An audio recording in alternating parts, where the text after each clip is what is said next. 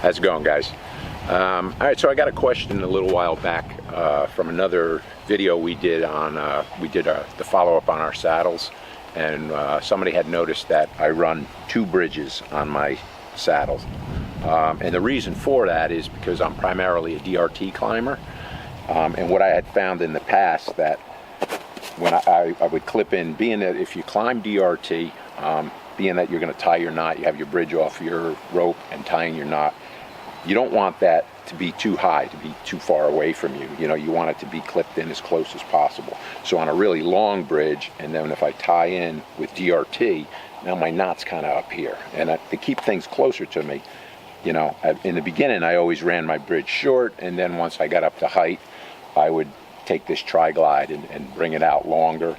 You know, it could be a little tricky, especially, you know, when you're sitting into it and you're weighted in it, it's kind of hard to advance this out. So I came up with a solution to just run a second bridge, you know, same style, you know, it's the same thing exactly. But being that having a second one on here, it makes transitioning to a tether easier. A lot of times I stay on my rope, I don't have to worry about it, but you know, and also as a redundancy thing too, if I'm running, you know, my DRT setup would be on the short bridge and my tether on the longer bridge. It just makes it, you know, gives you a little bit more comfort knowing that you have a little redundancy built in. It's kind of the way I did it, but also as a comfort factor, as you all know, the longer your bridge is, the less you do have of any pinch. All right, so that was also another reason why I did it. So I'm just going to give you a little presentation here of how you can transition from a DRT setup to your tether. And I feel this is the safest way because at no time are you ever not clipped in. Something that you never want to do when you're up to that height. You know, even just having a lineman's belt on, you know, if you're not clipped in with this setup where there's no slack at all in the system, you know, something ever happens, your platform kicks or step kicks, you know, and then, you know, you take a slip off of that thing into a lineman's belt, you're going to fall somewhat, you know. So there always is the chance of injury like that. So let me show you how I do this. So I would normally, of course my rope's up in the tree already, you know, so I would just come up, clip in to my short bridge, tie my climbing hitch, which is Blake's hitch.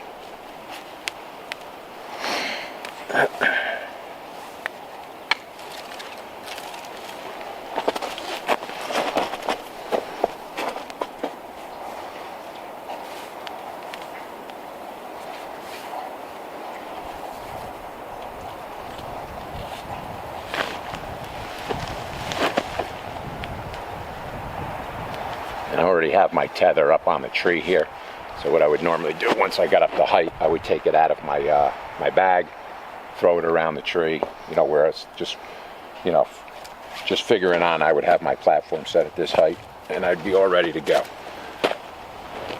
All right, so DRT is on my short, so which makes everything right in front of me pretty comfortable.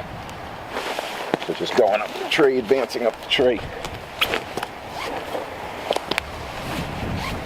Okay, when I got up to height, throw my tether around the tree, clip into my longer bridge, because that's going to be much more comfortable, and then just slack the original one right off. Now, of course, I'm not on a platform, but just to give you some kind of idea, you know, and then, of course, I can just take this completely out, and that would be finished product right there. I'm on a long bridge, which is much more comfortable, all right, but I could do also clip one carabiner to the other just to get that kind of out of the way, all right, or I could clip on to this bridge as well,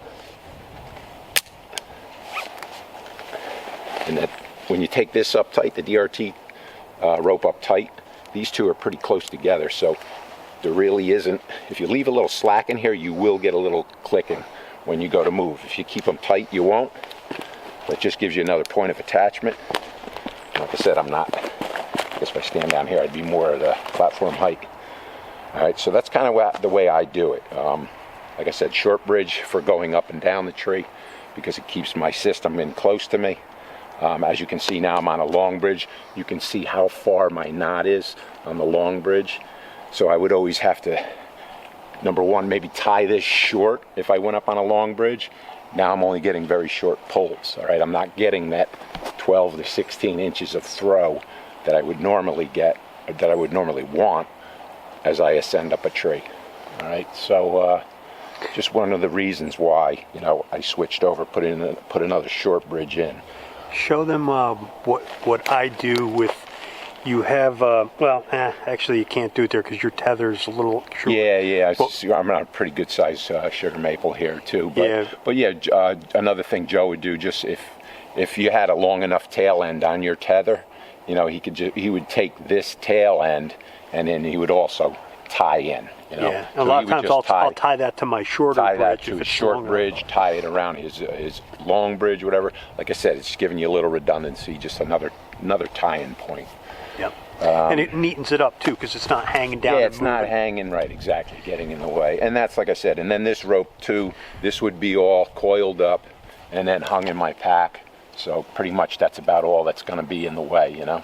It really doesn't impede anything, doesn't impede me on a shot.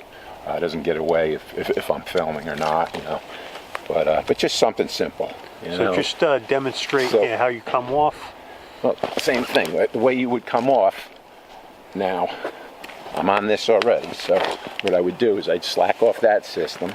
Okay, I'm still tied in here. I'm still safe, and I would bring this back down into my short one. Now I'm on my short bridge. Take the slack up. Then create slack in this system. And then just undo it, throw it in my bag, and that's it. And then come on down the tree. All right, so once again, DRT setup on my short bridge. Just makes it easier to climb. Everything's right close to me.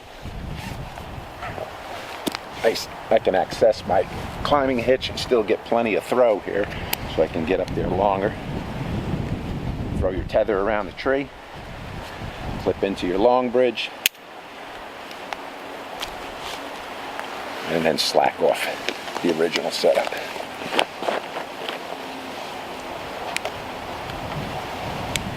And then this is just to keep things a little bit tidy, keep that out of my face. And that's that. Yeah. And same thing, just the reverse. And I want to, at the end of the day, at the end of my hunt, I want to come down, slack this off, clip into my shorty, put some tension on it, slack off the tether, undo the tether, put that away in your bag, and just down you come. That's it. Well, there is just a little tip. You know, it's something. What I did is I took this bridge off of a different saddle that I had and just incorporated it into my flat branch here. This is something too, if you guys want this, if you're interested in doing something like that, I'm sure if you asked, you know, Josh, when you call him up and talk to him about building your saddle, if you tell him to incorporate a second bridge, and as you can see, it's on the same, you know, it's still on the same bridge loop here. It's just right above. You would want it to be above your longer one, okay? Because you don't want it the opposite way.